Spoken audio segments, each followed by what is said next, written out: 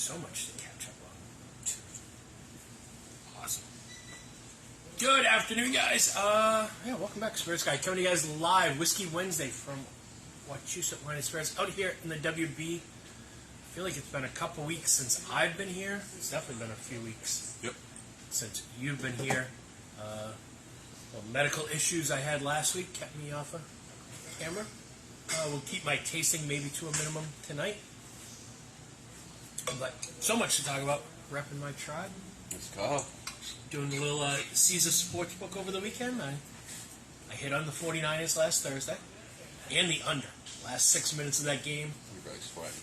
Because I had under 43 and it was at 42. Oh, God. When they put Tyrod Taylor in, I was like, yes! Yeah.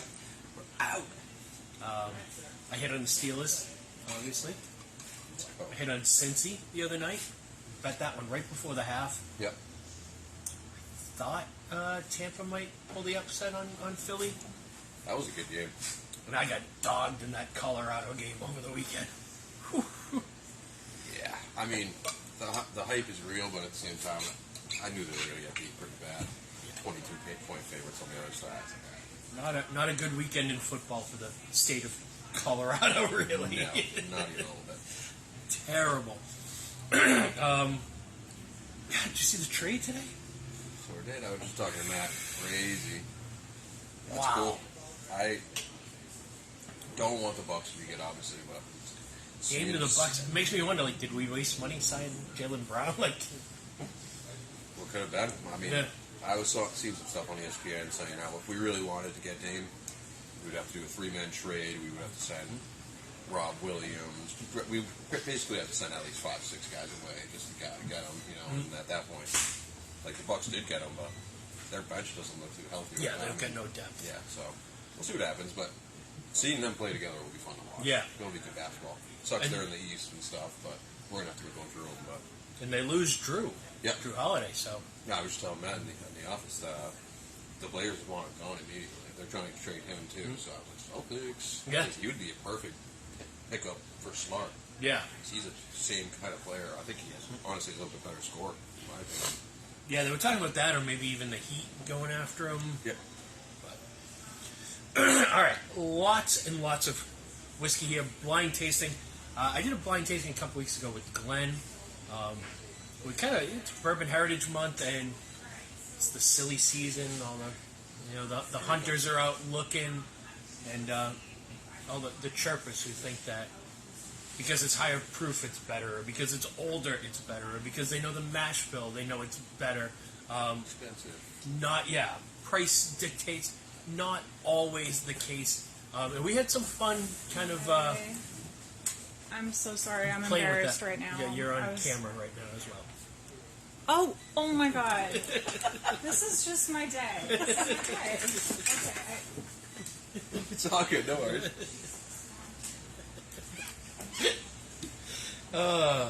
Let's get into some drinking. So, what we're kind of doing this week is, again, kind of playing with some of those myths and truths and things that we know and things that we don't know and what really goes into sort of making bourbon good. Ultimately, once you strip away, and I don't know if you watched a couple weeks ago, but I had Glenn here and we did like great bourbons under 90. Yep. Not under $90, under 90 proof. Yeah. And once you stripped away all the bottles and the labels and the price points, and you could just taste the bourbon, it was a totally different experience. Absolutely. So there is a method to the madness here of what these bourbons kind of are and why they are here. But before we get into that, I want to start with tasting this. This is new to the store. This is Charles Goodnight. So it's a Texas bourbon. A different division in your company, Classic, carries a lot of wines from a brand called Foley. So Foley owns a bunch of brands of wine, and they've invested really well. Foley Partners actually owns the Las Vegas Knights in the NHL as well, and some other sort of entertainment ventures. And Bill Foley is the great-nephew of a guy named Charles Goodnight. So this is a brand that was around for a while. What a name. Yeah. He's a big rancher in Texas. He's a well-known in Texas, apparently.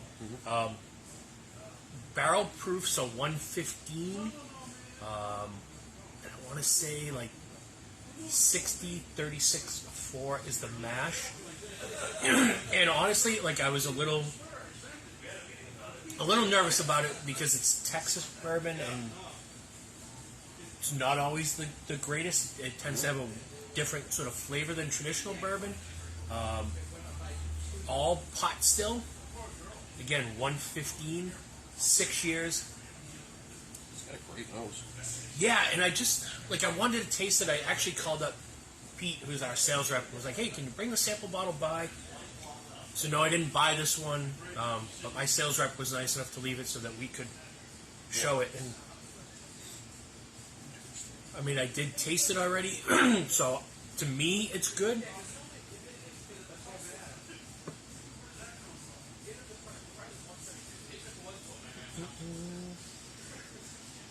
Are we live here? Sure. Yeah, we are. Peter was asking if we had any Blanton's. Yes, he is. Yes.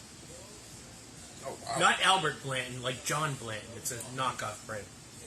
Wow. I really like that, actually.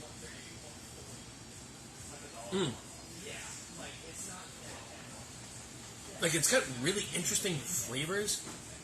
Kind of nutty, cocoa. Yeah, it is different. I really like that, though. Almost reminds me of a little of like maple and brown sugar oatmeal. Like, Yeah. It's got a nice sweetness to it. yeah, it's. I like that a lot. Make sure I get all my. Yeah, So, and I really like this bottle. I The name love is the cool. bottle. Charles Goodnight. That's such a good name. Yeah, it looks like a giant belt buckle right there in the front. Drinking enough of this, going good night. Yeah, 115 on the Richter scale too. So it doesn't drink 150. Absolutely not. And when I tasted it, I almost had to go back and go, is it flavored? Like, Yeah. there's It's got, something like, there. a very distinct flavor. Like you said, like 115 usually. Some of the ethanol gets to it, so there's not a lot of flavor, but it's good. Yeah, this bottle is here for tonight only. So if you're out there watching, Peter, Glenn, you want to come by, give it a try. Anybody else? It will be here. I think it's getting picked back up tomorrow. But yeah, Good that's stuff. I really like that. all right. So what we've got is a lineup of bourbons, and for varying reasons, this is basically a small batch. These are 2 single barrels, and then these are 2 barrel proofs. Okay.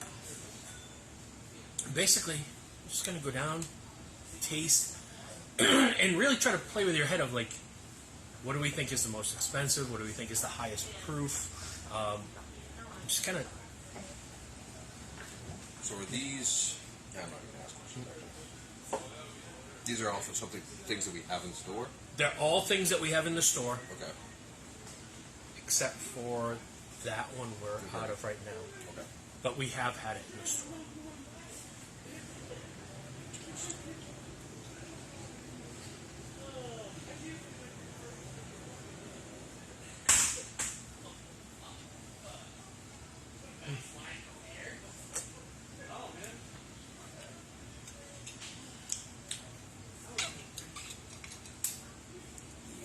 And everything in the lineup is basically like a barometer for my greatness of bourbon. These are things that we have loved in the past, but it's funny. Again, once you strip away the bottles, like you start to rack your brain of like, what is it? Yeah. I mean, I get big like apple notes in that one.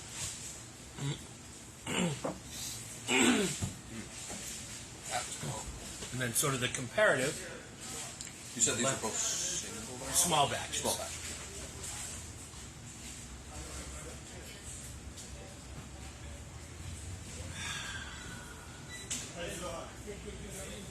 While we go through this, I want to again thank Dan Deerhart for doing the interview a couple weeks ago.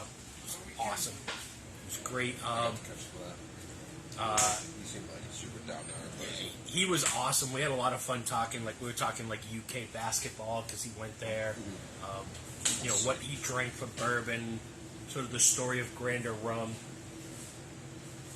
And if you didn't see it and you want to hear it, but you don't want to look at my mug, go over to the Spirits Guide podcast on Spotify. I released that this week.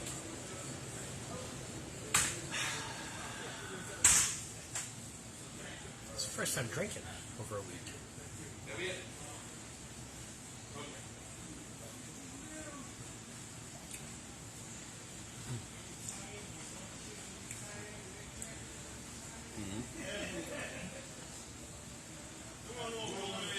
That one's got almost more of a little bit more of a woody flavor to it, yeah. Which is interesting. But I think the apple notes in that one was just like crazy. I don't know what it was. But yeah, taking the bottles away really does make you like try to think what's going on in your mouth. Opposed to be like, oh, this is what it's supposed to taste like because it says it on the bottle. Yeah, and I think the key is like you can just drink it and enjoy it. Yeah. But and I agree, like this one has more oak presence to me. Yes. But this one's a year older. Okay. I mean, a year younger. Yeah. So again, does age make it more? Yeah. Maybe, maybe not. Because it can all just depend where it's coming from, how they make it in general. But there's a difference in proof and age in those two. And one is lower in proof and one is older in age. And I think you'd be hard pressed to figure out which one is which. That is. Yeah, this is. Peter just said everyone should be doing wine tastings more like what we're doing right now. Because, like you said, it really does kind of mess with your brain, but in a good way. And I think, and then the end for me, like, it's just, now you can just enjoy it. Yeah. And yeah, you can have a little bit of fun trying to figure out, like, what exactly it is, but... Yeah. Yeah, I really like kind of how... This kind of just teaches people, like, if I were to do this with my buddies, they would not know what they were drinking at all, but... And it's fun, but it also, like, harkens my brain back to a conversation I had with my girlfriend, like, a month and a half ago, where we were tasting a wine, and she tried it, and, like, her words were, like, that's really good, but I'm not an expert, so I don't know if it's good wine. Well, no, if you like it, then that's it. That's all you need to be an expert on. That matters. And yeah, there are people who can come up here and probably taste all of these and tell you what they are just like that. You don't need to be like that. No, you just need to know, like, and this is my new mantra of, like, is it good? Do you like it? Are you happy with what you paid for it? Mm-hmm. That's it. Like, age doesn't make it better or worse. You know, knowing the mash bill doesn't make it any better or worse. Higher proof, the only thing higher proof is going to tell you is you're going to get drunker faster. That's about it. Doesn't mean you're going to enjoy it more. Doesn't mean you're going to be cooler at the party. It doesn't mean any of that. All right. You like what you like. You don't have to. Now this one I haven't tasted. I've tasted other versions, but I'm kind of this excited. This one is the single barrel. Single barrel.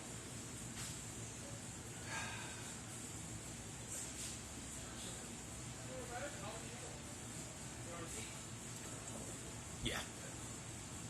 I've been itching to dig into this one.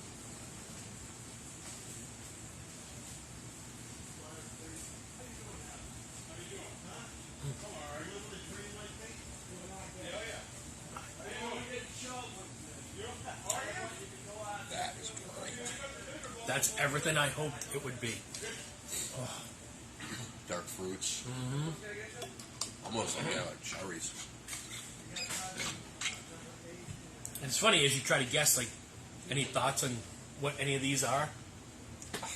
I have no idea right now. Like, you've tried way more than I have, but yeah, I think a couple of years like trying all these whiskeys, and now I'm like, I tried to sip all these, and I'm trying to think of what bottles it's gonna be. I'm like my brain's gonna pretzel. yeah.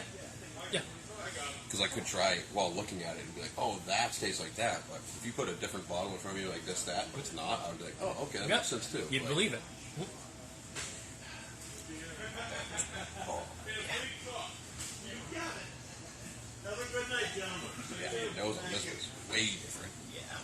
This one's way more vanilla. Yeah, there's a ton of vanilla on that.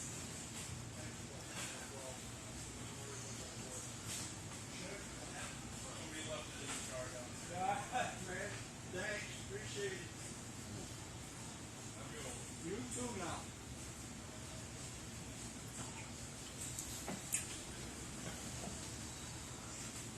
Like the spice and sandalwood on the back there. I was gonna say, like, there's so much vanilla flavor on that nose, and then when you take a sip of it, I feel like there's not nearly as much as you No. expect. No, it's all, yeah. Sandalwood, yeah, it's that woodiness and the spice, opposed to like I was expecting like a sweeter. Oh yeah. Those are both phenomenal. And I think we can agree, like, 4 whiskeys, 4 very different, Oh gosh. Whiskeys. Yeah, couldn't be without a doubt. more different.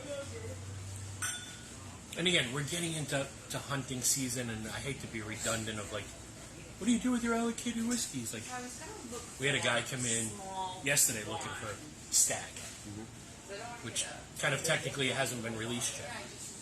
He says, I've been looking for 2 weeks. I got guys who've been looking for 5 years. Like, you know, It is one of those things where it's a needle in the haystack. It is, but and I again, feel like, you say it every year. I know, but it's usually in there. Maybe you are looking for 5 years, and when you do find it, you should be able to. You should be able to buy it and stuff. But, you can also find bottles that you love for way cheaper in your store. yeah, and I At think your local store every day. that's the thing. Like, are you looking for status bottles, or are you looking for good whiskey? Because every one of these, with the exception of that one, which is just out of stock right now, but I can get, but these are all available all the time, Yeah. and they're all kind of special to me. Those first 4, all of them were outstanding. Yeah, and I don't think you're going to be surprised when I start pulling bottles out and you see Yeah, what I'm they very are. curious to see what actually happens. All right, the last 2 are barrel proofs, so I expect them to be a little bit hotter. I want to say, actually, I don't even want to give the proof because Yeah, yeah. we'll I come down like, to I like what we're doing here. No clues. Even on the nose, you can just tell it's a lot. yeah, you get It's a not little bit more It doesn't hurt or ethanol. anything, but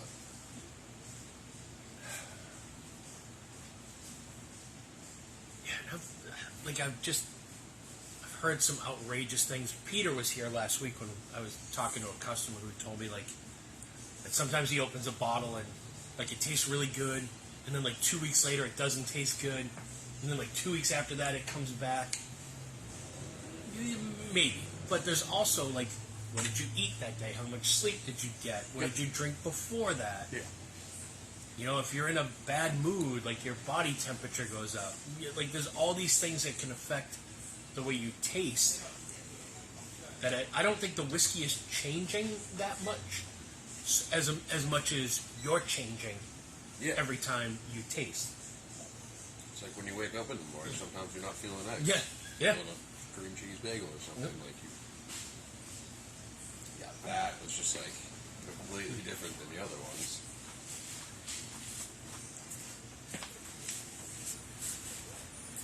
Like the oakiness of the back. It's a really good whiskey, though. Honestly, I would take those 4 over this one.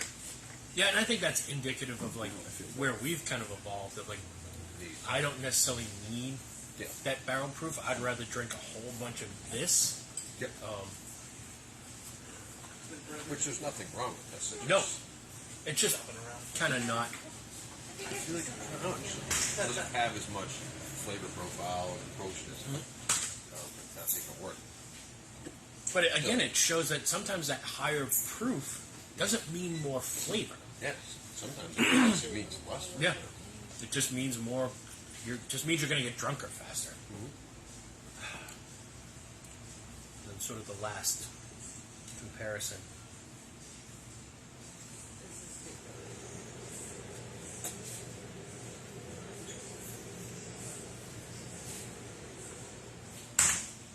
I think I like that one better than I like this one. This one was a little hotter, but it's not as. It has more flavor. Yeah. It does have that spiciness, and it does have that vanilla flavor towards the end and stuff for me. Yeah, the woodiness at the end of that one, the oakiness, kind of threw me off a little bit. It's still good, but yeah, like I was saying, the flavors in these. So, any guesses? No idea. That one of them kind of tastes like one of the redwoods, but I don't think it is. It's so much fun, and like part of the reason I wanted to do this is to show like just how kind of spun around you can get. I mean, a couple years ago when I went down to Louisville and I did my executive bourbon training, like this was an exercise we had to do. They gave us a flight, and 4 of us in the group, and you taste everything, and everybody. I think there was like 10 groups in the class. And it was like, all right, what do you think the flight was? Like, were they all bottled in bonds? Were they all barrel proofs? Whatever.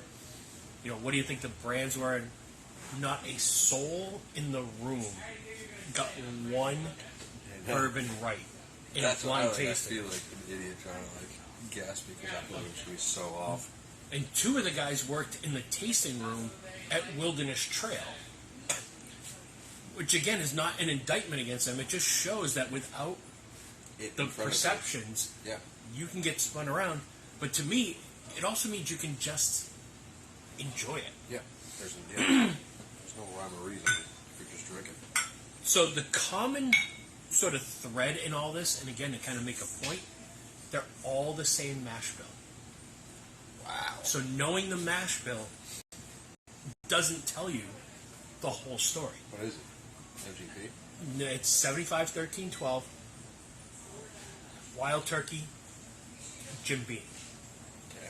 So the first 2 bottles, it goes Beam first, then Knob, and Russell's. Wow. So the one that tasted older, Yep. which was actually older, Yep. but the Knob was a year younger, but a little bit more proof. If I drank this right now with this in front of me, I would be like not getting the athlete notes that I was getting, I feel like. That's cool. The middle pairing, which I think is the absolute gem, and again, Kentucky Spirit, which is the single barrel. That was the one that was like really vanilla. Yep. So the Baker's, which is a 7-year single barrel, 107 proof. But again, if you pay attention, and not every bottle is like this, but if you look on the neck, 8 years, 11 months. Yes. So that's almost 9 years. For the same price as the 7-year would be. At 107 proof, 101 proof, I believe that's 7 to 8 years, they say, according to their website. It just goes to show what a hidden gem those 2 are. Those Yeah. are both phenomenal, and I totally forgot about this one. Like, personally. Obviously, Baker's is... I love this Baker's Baker's. amazing. Yeah. And again, like, if you're shopping here or even if you're out in another store, look at that neck because some of them are 7 years, 4 months, which is great. But to find one at that age... It's 9 years. Yeah. And then the last one, Booker's, barrel proof, and then Rare Breed, which we're out of stock on right now. And that's funny because probably the most expensive one, right? The Booker's. The Booker's is the most expensive one. Is the one I least like. Yep, it's the one I least would have bought. I like At it. the end of the day, it's solid, and if you like it, you like it. Yep. Yeah, it's one of those ones. Yeah, But 124 and I think 116. Wow. But yeah, out of all of them, I mean that's the gem right there. Those 2 in the middle right there are definitely my gems. Yeah. I can't believe how good that Kentucky. Yeah, Just having the bottle. you forget how good that is. Yeah. And again, at 101, it's not too crazy. Nope. But again, the cool thing is they're all the same mash bill. They're all the same That's so char, cool. number 4 char, so heavy char, both of them. The major difference, Jim Beam goes to barrel at 125 proof. Okay. Wild Turkey goes to barrel at 114. So you're getting more concentrated flavors, Okay. and you're actually yielding less as well. So that's the only major difference, other than, one is aged in Claremont, one is aged out at Wild Turkey. So like different spots where they age it, and different barrel entry proofs. But other than that, same exact mash, same exact char. 9 years, 10 years, 8 years, 9 years, Yeah. 6 years, 7 years. Like, the aging isn't that far off. Just subtle differences, but couldn't be 6 more different whiskeys Yeah. as you go down the lineup. The mash bill thing is really messing with my head because they really do all taste so good. Mm-hmm. So Wow. little details in the end don't tell the whole story. Really, the only story that needs to be told is, did you buy it? Did you like it? Are you happy with what you paid for it? Yeah. And that is it. Yeah. That was a good one. 'Cause I would not have done any of those. Not even close. And had I not poured them myself, I probably wouldn't have either. Yeah, ton of fun. Yeah. And that is our lesson for the day. That little pieces of info Yeah. don't tell the whole truth. I think it's a proper way to sort of wrap up Bourbon Heritage Month. Peter, another one. Stop chasing expensive allocated stuff and try these instead. Yeah, and not for nothing. Like, it's not that Russell's Reserve isn't a special bottle. Oh, It's absolutely not.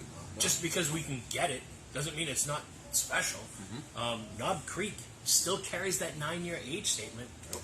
I don't know how many bottles we have in the aisle that actually carry Yes. an age statement. So the 9 and the 10 there.